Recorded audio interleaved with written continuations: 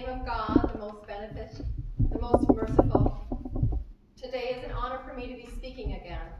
It's an honor for me that today I am wearing a shawl. First of all, I'd like to thank God for whom we are all equal, and thank you to every person who has prayed for my fast recovery. I cannot believe how much love people have shown me and all the thank you cards I received from all over the world. Dear brothers and sisters, do remember one thing. Today is not my day. Today is every woman, every boy, and every girl who have raised their voices for their rights. There are hundreds of human rights activists and social workers who are not only speaking for their rights, but they're struggling to achieve these goals. Thousands of people have been killed by the terrorists and millions have been injured. I'm just one of them. So here I stand one girl among many. I speak not for myself, but for those without a voice and cannot be heard. Those who have fought for their rights, the right to live in peace, the right to be treated with dignity, the right to equality of opportunity, the right to be educated. Dear friends, on the 9th of October 2012, the Taliban shot me on the left side of my forehead. They shot my friends too.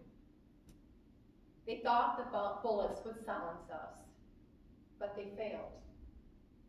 And out of that silence came thousands of voices.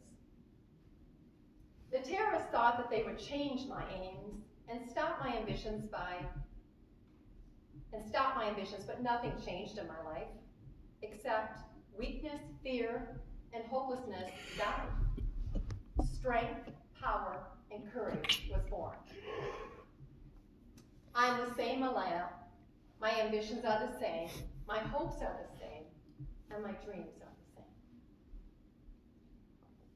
Dear sisters and brothers, I'm not against anyone. Neither am I here to speak in terms of personal revenge against the Taliban or any other terrorist group. I'm here to speak up for the right of education for every child. I want education for the sons and daughters of the Taliban and all terrorists and extremists. I don't even hate the Taliban or the person who shot me. Even if there's a gun in my hand and he stands in front of me, I would not shoot him. This is the compassion that I have learned from Muhammad, the prophets of mercy, and Jesus Christ, and Lord Buddha. This is the legacy of change that I have inherited from Martin Luther King, Nelson Mandela, and Muhammad Ali. This is the philosophy of nonviolence that I have learned from Gandhi and Mother Teresa. And this is the forgiveness that I have learned from my father and my mother. This is what my soul is telling me. Be peaceful and love everyone. Dear sisters and brothers, we realize the importance of light when we see darkness. We realize the importance of our voice when we are silenced.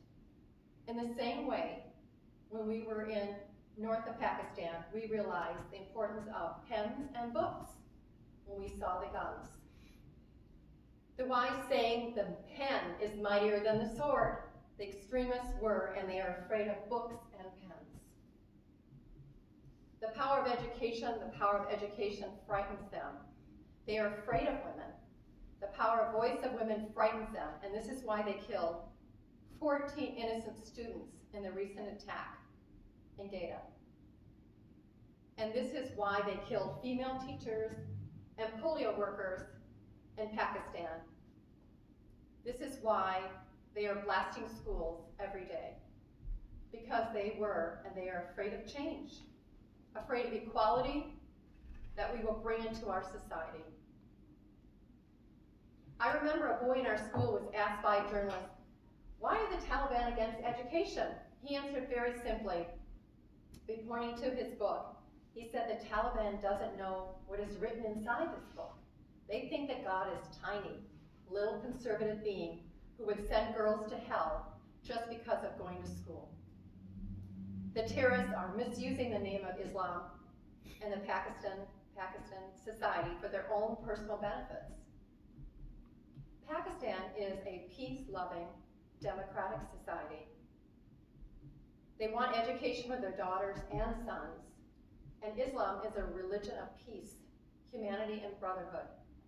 Islam says it's not only each child's right to get an education, rather it's their duty and responsibility. Peace is necessary for education. In many parts of the world, including Pakistan and Afghanistan, terrorism, wars, and conflicts stop children to go to school.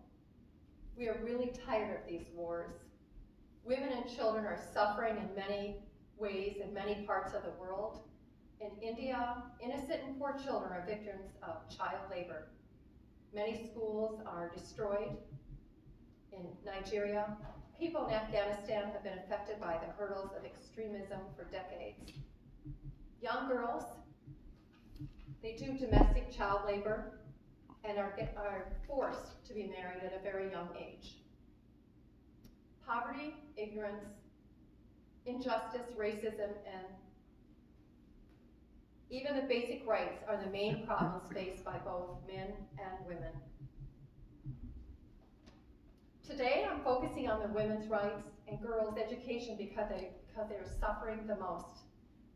There was a time when women social activists asked men to stand up for their rights, but this time, we will do it ourselves. I'm not telling men to step away from speaking about women's rights.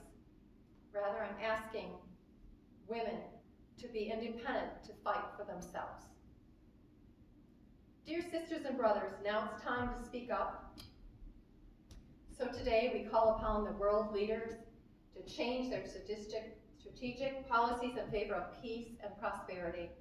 We call upon the world leaders that all the peace deals must protect women and children's rights. A deal that goes against the rights of women is unacceptable. We call upon all the governments to ensure free education all over the world for every child.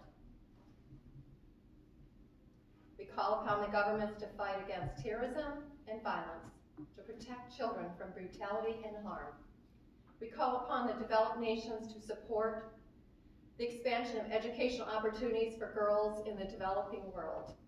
We call upon all the communities to be tolerant, to reject prejudice based on creed, sex, religion, or gender, to ensure freedom and equality for women so that they can flourish. We cannot all succeed when half of us are held back. We call upon our sisters around the world to be brave, to embrace the strength within themselves and realize their full potential.